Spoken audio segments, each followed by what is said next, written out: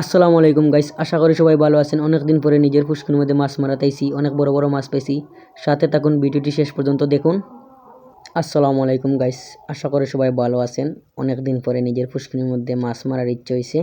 অনেকদিন ধরে মাছ মারছি না, তাই ছোটো বাইরে নিয়ে মাছ মারাতে আইছি। জালটা ঠিক করাম এখন, একটু পরেই এমনিতেই মাছ মারাতে লাগে। যেমন এই আমার বাগনা আর বাতিজা বালতি নিয়ে দৌড়াদৌড়ি করা, কোন সময় মাছ মারতাম তাড়াহুড়া করা।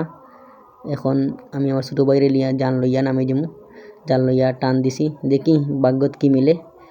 অনেক বেশি ফানি বলতে বেশি ফানি বলতে ফানি কম, পেক বেশি। সিলেটি ভাষায় কইরা আমাকে পেক বেশি টানডাম। মনে করলো আতয়ের মাঝে খাট গেছে, টানতাম পারাম না। মোটামুটি একটা ভালোই পেকের মাঝে হাঁটরাম, ঠান্ডায় খাফরাম শৈল। দেখা যাক কী করতাম পারি। মাছ টানডাম। যাই হোক গাইস, দেখি ভাগ্যত শেষ পর্যন্ত কিতা হয়। গাইস, অনেক বড় একটা মাছ পাইছি, দেখা যাক।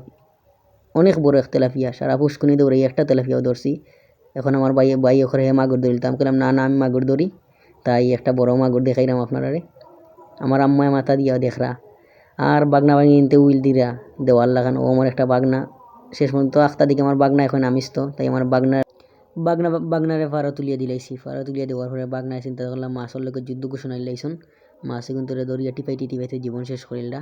চিন্তাধারা করলা রাইতা না লেঙ্গুরে ধরিলছেন মনে হয়। ও লেঙ্গুরে ধরিলিবা লাস্ট মুহূর্তে। মাছ এখন ধরিলে পুরা গফ চলের ভিআইপি করিয়া ও লেঙ্গুরে ধরিয়া টান্ডা। দেখা যাক কী করতেন। খুব পেরেশান হয়ে গেছেন আমার বাগনা সাইরা। কিতা করতাম, মাছ মারা শেষে জাল গুছানিতে লাগ গেছি। জালুল গুছাইয়া ভাবলাম আপনাদেরকে মাছ দেখাইতে। মাছ দেখানোর দিকে বড় বিপদ একটা ঘটে গেছে। সারা পুষ্কুনি দৌড়ে একটা তেলাপিয়া ধরেছে। তেলাপিয়াটা যাওয়ার সিদ্ধান্ত নিছে কি, তেলাপিয়া গিয়েও মেইন জায়গায় পড়ছে, যাওয়ার সুযোগ নাই।